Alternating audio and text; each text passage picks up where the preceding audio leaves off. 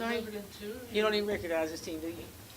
No, But I tell you what I bet you do recognize, though, when we took this to another level, you recognize the style of play.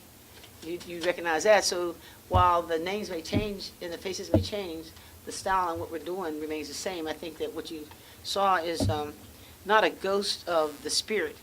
And really, you might say that because last year we didn't have any ghost and we didn't have any spirit. We just had scary things.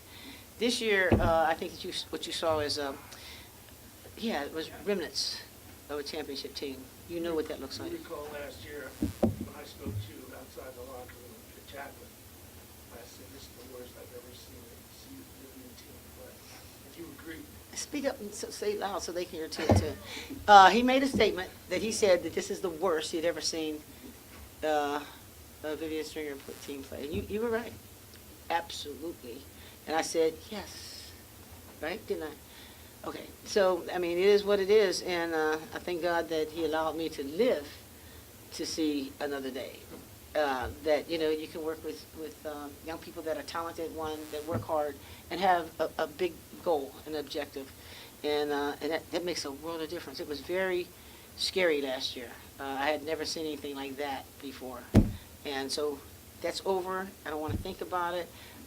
This game was one that we lost big time too, and so this next one coming up Saturday, we had a 10-point lead with 2 minutes and 10 seconds left, lost the game. How does that happen? So, long story short is, we're looking forward to our Houston game. And then that's going to be over, and then we just need to focus on what's happening in the Big Ten. And congratulations to Tyler, moved up to third all time. And as you know, today is her birthday. So it was good to see all of those good things. So one thing, if you're using measuring sticks, you certainly can use one on this. But- This Princeton team is actually a little bit better than last year's Princeton team. That's how bad we were. You make the jump, but, Well- they were kind of young coming in, in terms of Ivy League and things like that. Well, think about it this way. Okay, Tyler scored 24 points in 23 minutes. Nobody's playing 35 minutes. They're not playing that. I mean, if it just so happens that they are doing some things and I really want to see them, or in some instances, I just want to push a person a little bit more.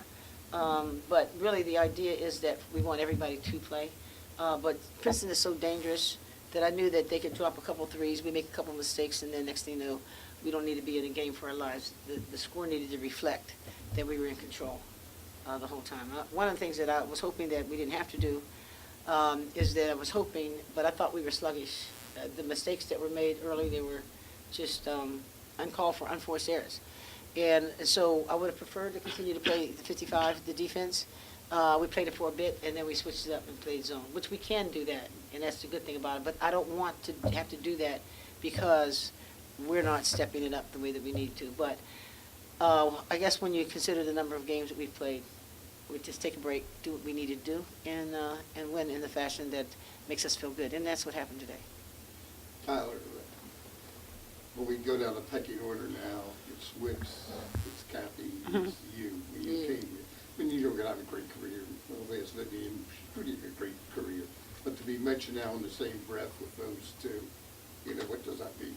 It means a lot. Cappy's like she's like a mentor to me. Like, we talk all the time, and I met Sue a couple years back. So to be able to, just have my name up there with them, it means a lot. It's very humbling because they're great players, two of the best players to ever come through Rutgers, and I'm just happy to, be right behind them. Your season is about, regular season is about half over. A little bit, talk about measurement, say from October to now, how has this team improved? I think we've improved a lot, especially with everybody just kind of figuring out what their role is. People know what we need coming off the bench, and as starters, we know what we need to do. And the platoon system is working great. As you can see, everyone's playing, like Coach said. I'm not playing over, 25 minutes, which is cool. And my teammates are coming in doing what they got to do, and it's working. So we're just happy that it's working. Feeling great. What's it like to have her back? I'm sorry, what did you say? What's it like to have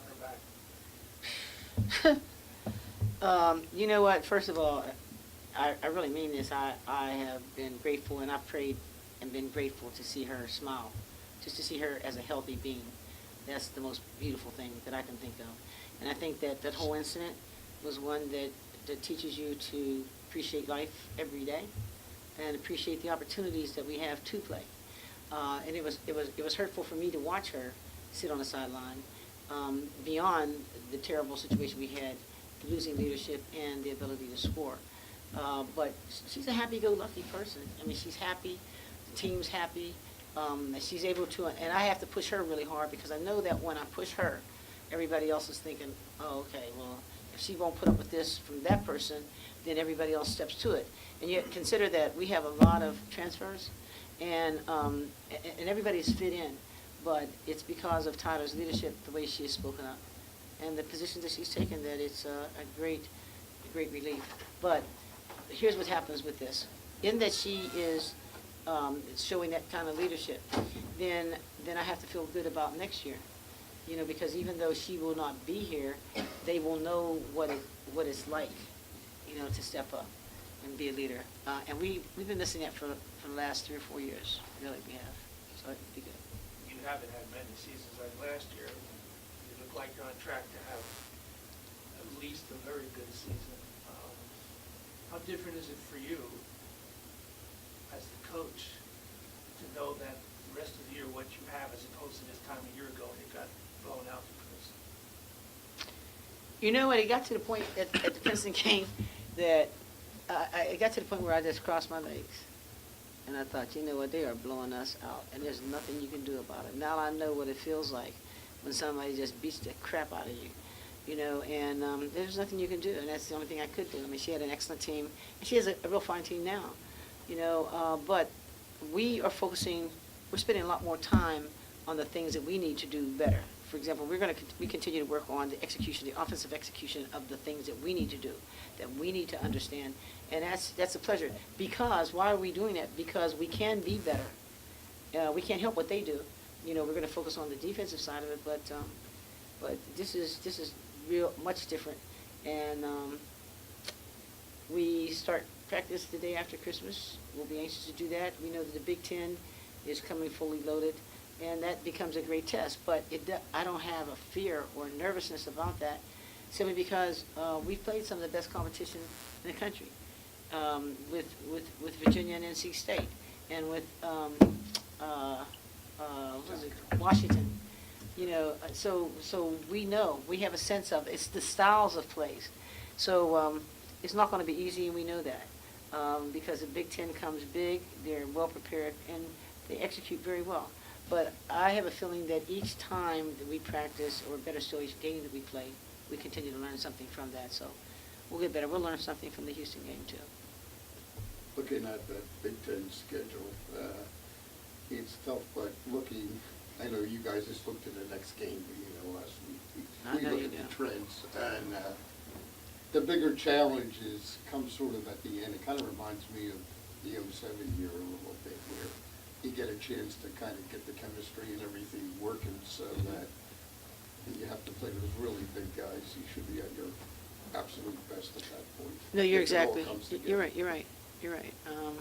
Yeah, it's given us some time. And in fact, what's interesting about this schedule, which was brutal, but the good part about this schedule as it's set up is that the team knew that they didn't have time to grow into being at the top of their game. Because we had to play South Carolina right away, we didn't have time for, well, I'll get that tomorrow. You know what I mean? It was a level of competition that came real fast, and quite frankly, and I think both of you remember this, we played Stanford, the number 2 team in the nation, the first game. We've done that. We've gone out to Stanford. That has been our motto. I mean, to be the best, you're going to play the best. And so it didn't matter when you play them. But if you consider the difficulty that we had last year, and then to turn around and pick up South Carolina, the reigning national champions, as early as we did, the good thing about it is that the team didn't back down. They didn't act like they were afraid. They came to play, and they played, if you watch that game, with the attitude that we belong here. And that's the great thing about it, because even though we came up short, it gave us something to build on. And so that got us ready early, and we're going to have to really continue to focus because Maryland, Ohio State, Michigan State, there's no joke. They'll be ready. Tyler, happy birthday. Thank you. Usually play really well on your birthday, generally well. Yeah, every year we've been here, we play either after my birthday or maybe sometimes the day before, and I really like it. I like to put on the show on my birthday.